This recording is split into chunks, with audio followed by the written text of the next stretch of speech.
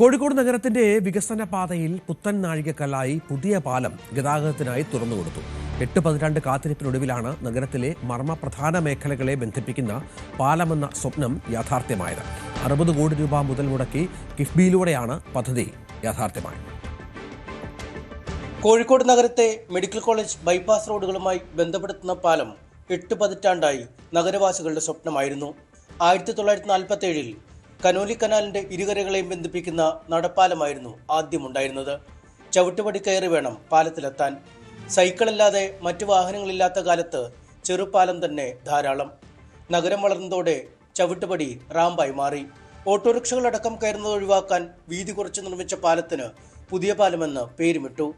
ചെറിയ കോൺക്രീറ്റ് പാലത്തിലൂടെ ഇരുചക്ര വാഹനങ്ങൾ നിറഞ്ഞു കവിഞ്ഞൊഴുകി. പാലം പഴകിയപ്പോൾ പുതിയ പാലമെന്ന പേര് മാത്രം ബാക്കിയായി. വാഹനപ്പെരുക്കം കൊണ്ട് പ്രദേശം വീർപ്പുമുട്ടി. 2010 മുതൽ വലിയ പാലത്തിനുള്ള മുറവിളി തുടങ്ങി. വർഷങ്ങൾ നീണ്ട കാത്തിരിപ്പിനൊടുവിൽ 2023 ജൂലൈയിൽ മന്ത്രി PA മുഹമ്മദ് റിയാസ് പാലത്തിന് തറക്കല്ലിട്ടു. മാസങ്ങൾക്കിപ്പുറം കിഫ്ബിയിലൂടെ പുതിയ പാലം യാഥാർത്ഥ്യമായി.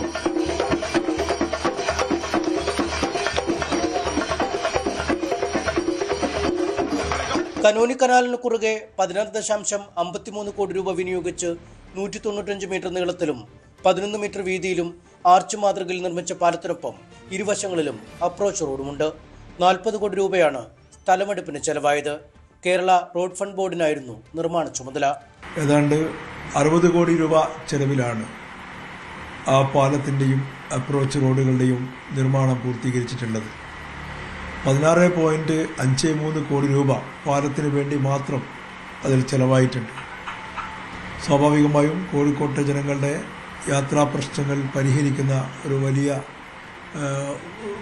പാലമായി തന്നെ ഈ പാലം മാറും എന്നത് ഒരു യാഥാർത്ഥ്യമാണ്. തളി പുതിയ പാലം റോഡിന് തുടർച്ചയായി കനോലി കനാലിന് കുറുകെയാണ് പുതിയ പാലത്തെ പാലം. കിഴക്കേക്കരയിൽ കല്ലിട്ടനട ഗോവിന്ദപുരം റോഡിലൂടെ മിനി ബൈപ്പാസിലേക്കാണ് റോഡിലൂടെ എത്തിച്ചേരുക.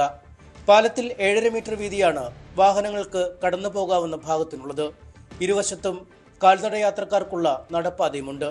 പുതിയ പാലം വന്നതോടെ മിനി ബൈപ്പാസിൽ ഗോവിന്ദപുരം ഭാഗത്തു നിന്ന് തള്ളി Kallai road, railway station, Valiyangadi, south beach ഭാഗത്തേക്ക് നേരിട്ടെത്തിച്ചേരാം.